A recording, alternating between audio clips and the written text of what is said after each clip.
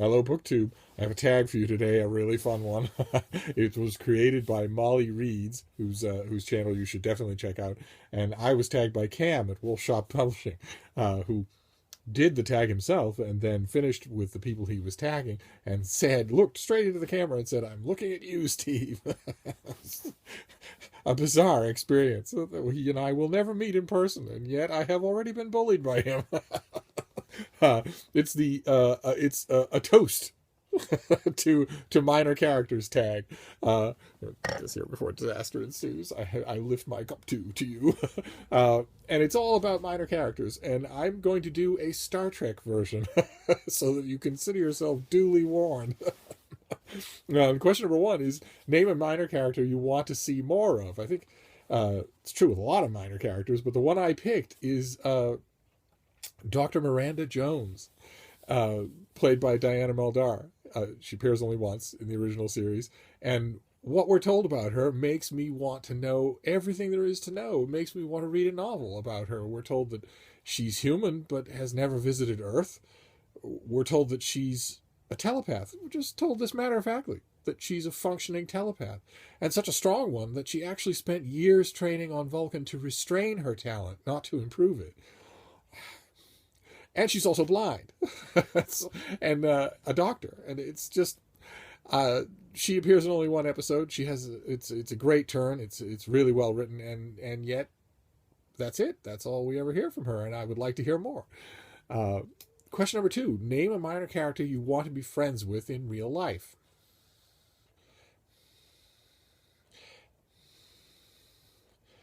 Question number three: name a minor character who bored you. That would be Lieutenant Kevin Riley, who is a fan favorite from the original series.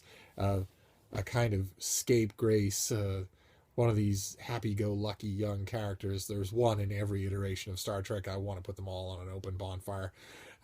So the less said about Captain Kevin Riley, the better. Let's just say that in the consciousness of the king, when he comes close to dying, I was really hoping Bones wasn't as talented as I knew he was. Question number four: name a minor character who annoyed you. And this is a big one for me. This has always bothered me from the very beginning. There's an episode called the Enterprise Incident, and in that episode, we meet a female Romulan commander who's not just the commander of her vessel. She's a fleet commander. She has 3 ships, her own flagship and 2 other ships that she commands, a battle group. We're never told her name. She whispers it to Mr. Spock, but he doesn't say it. It's a very interesting little theme that runs throughout the original series, because we never hear Spock's name either. All we know is what Layla Kalani tells us. She says to him, "You never told me your real name," and without really missing a beat, he says, "You couldn't pronounce it," and that's it. He doesn't say, "What do you mean? Spock's my real name." He just says, "You couldn't pronounce it." Same thing with this Romulan commander. We don't know what her name is, but she's played by the great Joanne Linville. Does a fantastic job, and she's competent and thorough and articulate and ruthless and insightful, which is everything you'd expect. She's written by Dorothy Fontana, who's the greatest writer of the original Star Trek series. She's everything you'd expect from Dorothy Fontana until the third act, until the final act, when she collapses into a heap of romantically overheated laundry for Mr. Spock, and starts making stupid decisions. She tries to recover at the end, but the character has always annoyed me that it was clear. It's clear in the episode that it was Dorothy Fontana's intent to give us a starship commander who is the same, playing on the same level as the Klingon commanders, a famous Romulan commander, also unnamed, and Kirk himself. And that is true until the very end, when she does something that none of those characters ever do. It just, maddening. A little ground is made up because she's a major character in 2 early Star Trek novels that I love, The Price of the Phoenix and The Fate of the Phoenix, and is done perfectly there. But that's not the same thing. Anyway, question number 5. Name a minor character who grew on you. And for me, that's the Greek god Apollo from the great episode Who Mourns for Adonis. It was written by Gene Coon, and the Apollo is Michael Forrest. And at the beginning, he's just a thundering, blustering super alien, like a kind we meet many times in the original series. But as the episode goes on, Michael Forrest does a wonderful job of humanizing him to the extent that he can be humanized, until he actually gets to the point, prodded just a little by the lovely Lieutenant Carolyn Palamas, of admitting that he's not a god at all, of admitting that he and his fellow travelers from space were just play acting at gods because they had powers and could get away with it. And it's a wonderful moment of vulnerability. And the ending, oh my God, the character's last moments are also a combination of thunderous and vulnerable in a way that you're swept away. I was anyway, and always have been. Question number 6: name a minor character who broke your heart. Now, this is the only one in this set of answers where I'm going to stray away from the original series, the real Star Trek, Captain Kirk, Mr. Spock, Dr. McCoy, the Enterprise, NCC 1701, no bloody A, B, C, or D. This is the only time I'm going to do that. I'm going to stray away to Deep Space Nine, and the episode called The Sound of Her Voice. And the character is Captain Lisa Cusack of the USS Olympia, who we hear talking. She is stranded. Her ship has had a disastrous accident. She is stranded, and she's calling for help and talking with her rescuers as they race to her aid. And we get to know her, and I won't spoil how she breaks our heart, but it is so perfectly done. It will stick with you forever, which is not something you can say about the general run of Deep Space Nine episodes, but this one, Star Trek at its best. Question number 7: name a minor character who made you laugh. Well, of course, that would be Harcourt Fenton Mudd, who we meet first in Mudd's Women, when he has a bit of a rough edge to him, and then we meet him again. He's one of the few original Star Trek characters who recurs.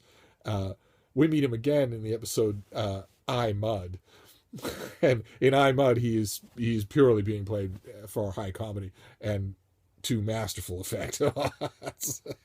It's impossible, if you know the character, if you know the series, it's impossible not to crack a smile when you hear the name Harcourt Fenton Mudd.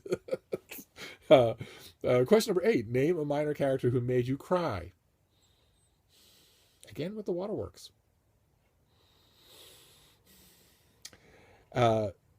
Question number 9: name a minor character who surprised you. This, I think, I have in common with a lot of original Star Trek fans. There was a original episode called Day of the Dove, written by Jerry Bixby, and it featured a big, fearsome Klingon commander named Kang, played by the great Michael Ansara, whose voice alone should have got a character credit.